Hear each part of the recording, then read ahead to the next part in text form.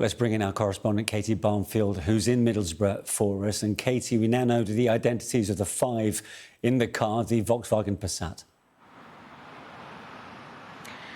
We do indeed. That update just within the last half hour from Cleveland Police confirming the names and the ages of all of the 5 people who were in the Volkswagen Passat at the time, who lost their lives in this deadly crash as their Passat careered head-on into a police car that was being driven by PC Matthew Blades and PC Tom Clough, who also died. We now know that all of the occupants of the Volkswagen Passat were male. They were all either teenagers or in their early 20s. I'll just run through the names of them again. Michael Robert Cahill was 23, Theo Ray, who was 17, Cole Robert Worthy, who was 16 years old, Jacob Matusiak, who was 23, and Makai Saddington, who was 18. Now, an incredibly sad day for the community around here. This is a very tight-knit community in this part of the northeast, and all day we've watched people coming to lay flowers and tributes, both for the police officers who lost their lives and also for the people who died in the Volkswagen Passat. Some of the balloons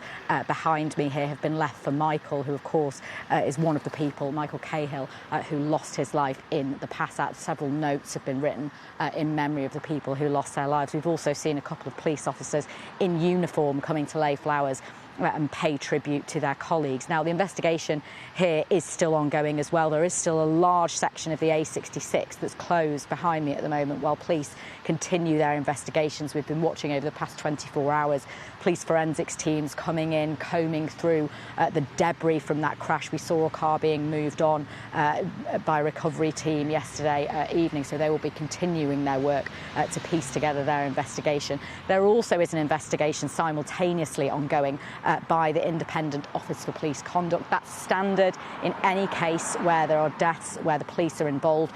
They will be wanting to look not just at the crash itself, but in the moments leading up to that and the decisions that were made. We understand that PC Blades and PC Clough were not involved directly in the pursuit of the Volkswagen Passat as it hit them while it was driving the wrong way down the A66, but that other teams of officers had been pursuing that car. So the IOPC will be wanting to look at the decisions that were made, often split-second decisions, of course, in a high-speed pursuit like this. They'll be wanting to look at the communication between officers and possibly whether there was any communication with PC Blades and PC Clough as well. So the investigations are continuing here. What we don't know at the moment is the circumstances of the crash. Although we have been told the names and the ages of the occupants, we haven't been given any details about the circumstances that led to this impact, other than Cleveland Police saying that family liaison officers are continuing to support the families of everybody who lost their lives.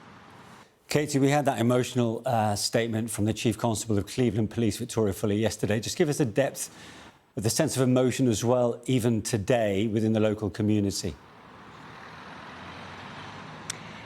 Yeah, you could just hear it, couldn't you, in the Chief Constable Victoria Fuller's voice as she named the 2 police officers who had lost their lives yesterday, visibly and audibly emotional as she named them.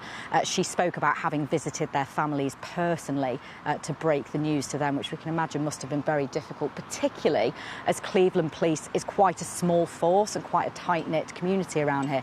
I spoke also to the local Police and Crime Commissioner, Matt Story, earlier, and he was talking about that, about how it is a small area. It is a close-knit area. It's likely that many of the officers and also many of the other emergency services who worked here may have known each other. So this will be a loss really felt hard in the Cleveland Police community, but also in the wider community here. Plenty of people who've come down to lay flowers said this is the kind of community where everybody knows each other, everybody talks to each other. So it will be very deeply felt.